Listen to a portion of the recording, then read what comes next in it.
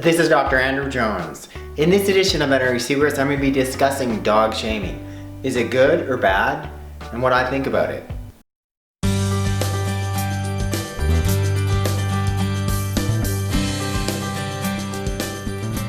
Hello you guys, welcome back to my channel. For those of you who are new, welcome.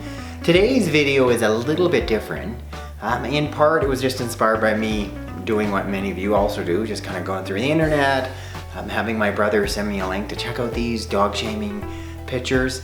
And I've initially always thought they've been kind of funny. I mean, there's some pretty creative, humorous people out there, and I love the creativity that can come with that.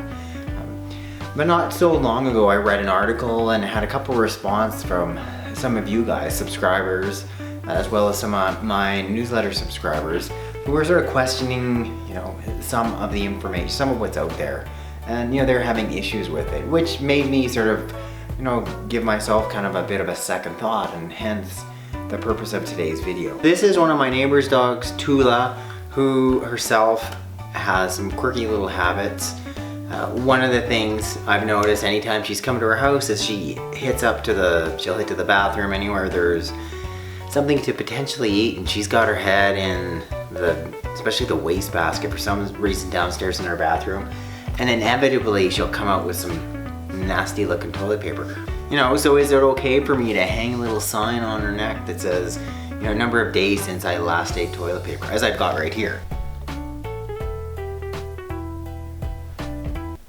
One of the things I read, which I tend to agree, if you look at a lot of the pictures of these dog shaming pictures, most of those dogs don't look pretty happy. If anything, they're reacting in a pretty negative way, like they're feeling shamed. So first of all, we're using it for our own amusement as far as what we're putting out there. And there are, get me wrong, I'm not like a party pooper, and I'm not all about being 100% politically correct.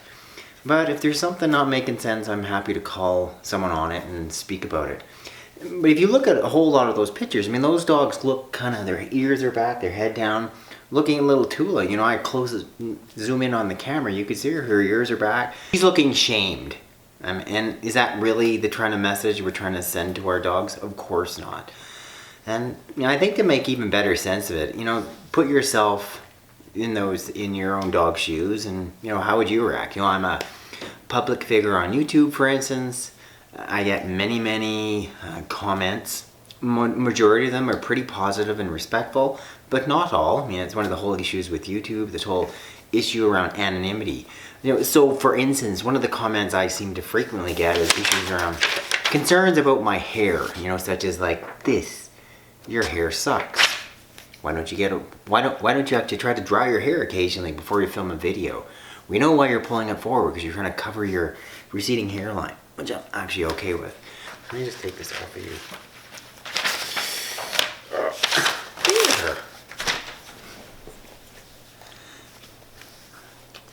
So are there some really funny, creative people out there that are, lightheartedly making fun of some of their dogs' quirky habits? You bet. And, if their dogs are pretty good natured and it doesn't affect them in any way in terms of they're all cool with the son of having a sign hung around their neck, so be it, especially the ones that are very funny and creative.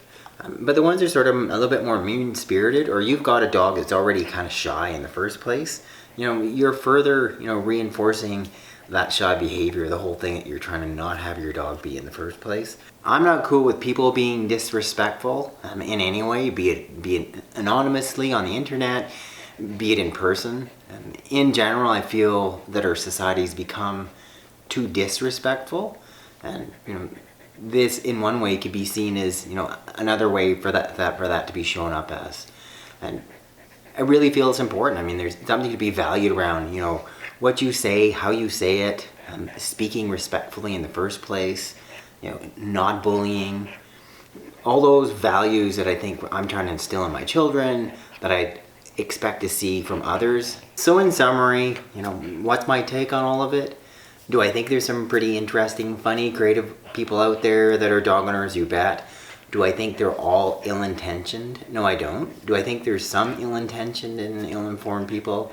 Yes, I do, and I just want you to be thinking twice about it, And if you've got a dog, or someone like little Tula, who maybe not has the highest self-esteem. You know, as soon as they do something you're not so cool with, you know, such as eating cat poop, for instance, and you hang a little sign around their neck just to take another picture to quote-unquote dog shame them, you're just further, you know, lowering their self-esteem, which is really the whole point of not doing in the first place. Thank you for watching this edition of Energy Secrets on Dog Shaming. What I want you to do now is first click below there to like this video, click up there to subscribe to my channel, then lastly go ahead and click down there in the link in the box below, and I can send you my free books and videos on how to heal your pets at home with my top natural remedies.